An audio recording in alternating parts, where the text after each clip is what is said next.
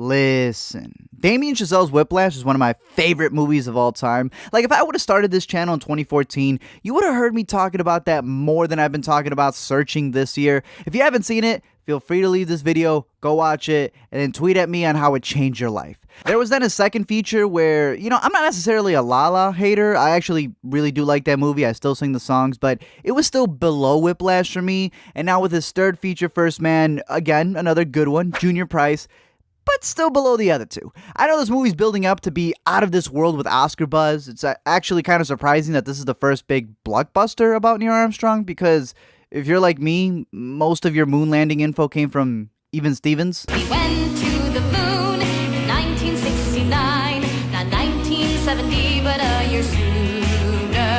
We went to the moon in 1969, not 1968, but the year after. I'm mad that I still know that song after all these years. You know that song?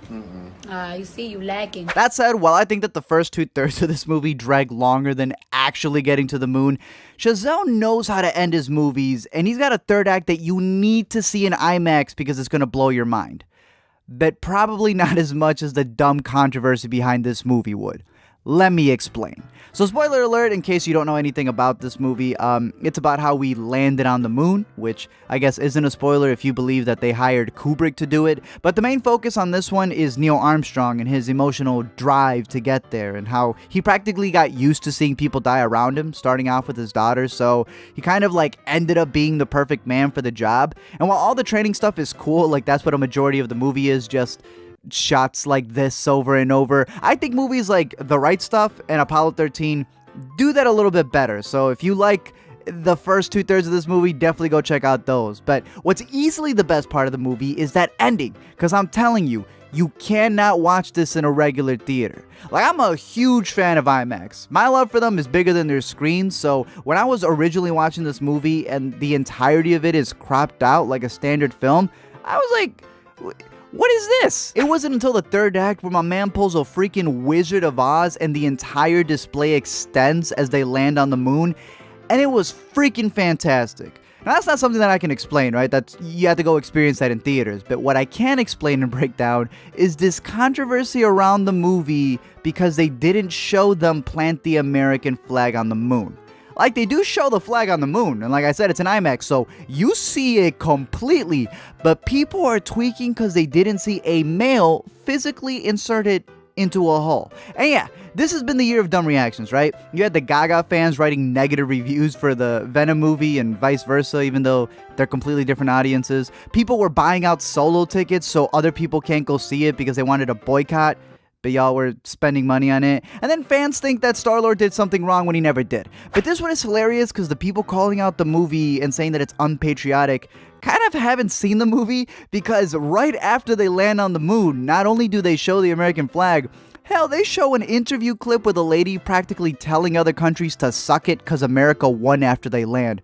Freaking girl sounded like the candidate running against Chris Rock for president. God bless America, and no place else. So it's just ironic because the people complaining about it, ain't y'all supposed to be the one calling other people snowflakes? Y'all out here cutting your own merchandise? And before y'all jump on me saying I'm so one-sided, I'm a cartoon. I don't care. Even the people who made this movie tried a little too hard, right? Because it was very clear that they were trying to bait a reaction. Y'all obviously omitted a clip on purpose, and then it was you guys who randomly talked about that clip before the movie even went public because you knew you wanted a reaction. But when one of the biggest statements from the backlash of people calling a movie unpatriotic is, well, we didn't show it because, we wanted to call it a human achievement.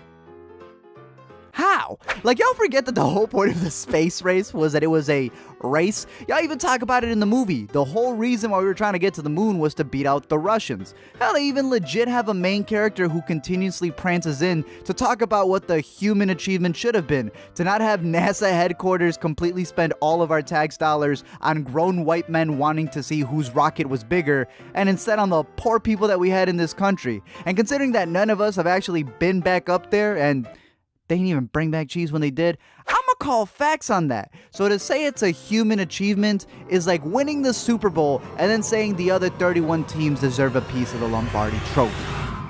all of y'all tweaking. Thank you guys for checking out this video. I'm curious to know your thoughts. Like I said, some people try to make controversy out of anything, but the point that I'm making here is that even though there's one side that's getting mad because a scene wasn't shown, even though it still shows a bunch of other patriotic stuff, is that even the people who made the movie kind of baited that response. So it's this whole circle jerk in a sense of people getting offended from each other. That's a little weird. But in terms of the movie, like I said, well, how am I supposed to do a let me explain on a man went to the moon? Y'all know the story. Some of y'all don't even believe it. But for the most part, like I said, it's a bunch of shaky POV shots from the outside like it was on a GoPro.